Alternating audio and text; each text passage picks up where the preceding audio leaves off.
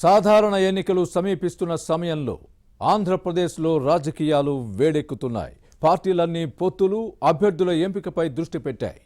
ఈ ప్రక్రియ కొలిక్కి వస్తున్న తరుణంలో ఆయా పక్షాల తరపున పోటీ చేసేందుకు ఆశావహులు సిద్ధమవుతున్నారు. ఉమ్మడి పశ్చిమ గోదావరి జిల్లాలోనూ రాజకీయ వేడి రాజుకుంది. ఏలూరు, నర్సాపురం లోక్సభ స్థానాలకు పోటీ చేసే అభ్యర్థులు దాదాపు ఖరారయ్యారనే ప్రచారం జరుగుతోంది. ఇంతకీ ఆ నేతలు ఎవరు? ఏ పార్టీ నుంచి ఎవరు పోటీ చేసే అవకాశం ఉంది? Was the story?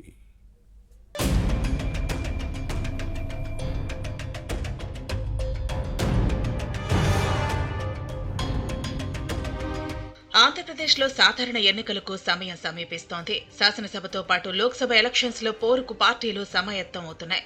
వ్యూహాత్మకంగా అడుగులు వేస్తున్నాయి. ప్రస్తుతం జరుగుతున్న రాజకీయ పరిణామాలను పరిశీలిస్తే పొత్తులు ఉంటాయని అర్థమవుతోంది. టీడీపీ, జనసేనల మధ్య పొత్తు కుదిరింది.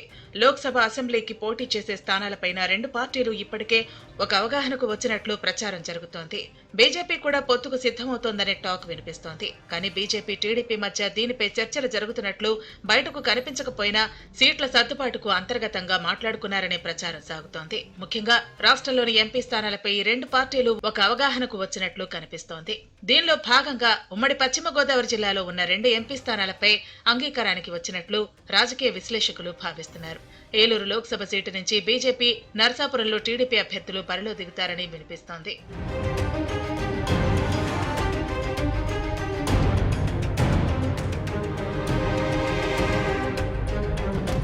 2019 లోక్సభ స్థానం నుంచి టీడీపీ అభ్యర్థిగా మాగంటి బాబు, వైసీపీ తరపున కోటగిరి శ్రీధర్ పోటీ చేయగా ఫ్యాన్ ఈ స్థానాన్ని దక్కించుకుంది.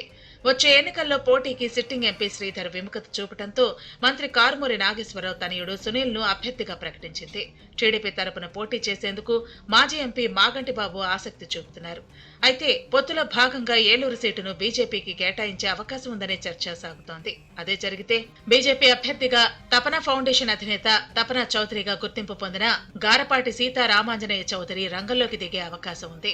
టీడీపీ, బీజేపీల మధ్య పొత్తు ఉన్నా లేకపోయినా ఎంపీ స్థానానికి తపన చౌదరి పేరు ఎప్పటినుంచో వినిపిస్తోంది.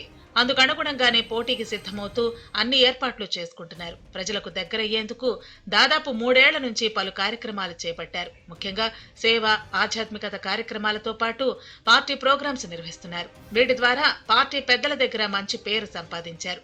టీడీపీ, బీజేపీల మధ్య పొత్తు పొడిస్తే పరిణామాలు ఎలా మారతాయో తెలియదు. కానీ తపనా చౌదరి మాత్రం పొత్తు లేకపోయినా ఎన్నికల్లో పోటీ చేసేందుకు అన్ని ఏర్పాట్లు చేసుకున్నారు. ఇటువంటి తరుణంలో తెలుగుదేశం, బీజేపీల మధ్య పొత్తు దాదాపు ఖరారైందనే టాక్ నడుస్తోంది. దీంతో ఏలూరు పార్లమెంటు సీటును బీజేపీకి కేటాయించవచ్చని ప్రచారం జరుగుతోంది. ఈ క్రమంలో బీజేపీ పెద్దలు తపనా చౌదరికి అవకాశం ఇవ్వచ్చని పార్టీ వర్గాలు భావిస్తున్నాయి. దీనికి తోడు తపనా చౌదరికి చాలా కాలం నుంచి ఆర్ఎస్ఎస్ తో అనుబంధం కూడా ఉంది. కమలదళం తరపున బరిలో దిగేందుకు ఇది ఉపయోగపడుతుందని అంటున్నారు. ఈ పరిస్థితుల్లో ఏలూరు లోక్సభ స్థానం నుంచి పోటీ చేసే అవకాశం బీజేపీ హైకమాండ్ ఆయనకే ఇచ్చే అవకాశం ఉందని భావిస్తున్నారు.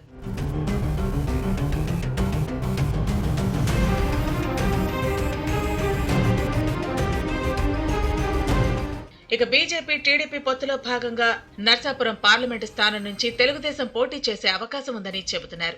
ఈ సీటును టీడీపీకి కేటాయిస్తే ఎంపీ కనుమూరి రఘురామకృష్ణరాజు బరిలో దిగేందుకు సిద్ధమవుతున్నారు. ప్రస్తుతం ఆయన వైసీపీ రెబల్ ఎంపీగా ఉన్నారు. వచ్చే నెల మొదటి వారంలో ఫ్యాన్ పార్టీకి రాజీనామా చేయాలని నిర్ణయించుకున్నారు. ఏ పార్టీలో చేరాలనేది ఆ తర్వాత డిసైడ్ చేస్తారు. బీజేపీ, టీడీపీ, జనసేనల మధ్య పొత్తు పూర్తిగా ఖరారయ్యాక తుది నిర్ణయానికి వచ్చే అవకాశం ఉంది. ప్రస్తుతం జరుగుతున్న ప్రచారాన్ని పరిశీలిస్తే పొత్తు దాదాపు ఖాయమైనట్టేనని భావిస్తున్నారు. దీంతో రఘురామకృష్ణరాజు టీడీపీ తరపున పోటీ చేసే అవకాశం కనిపిస్తోంది.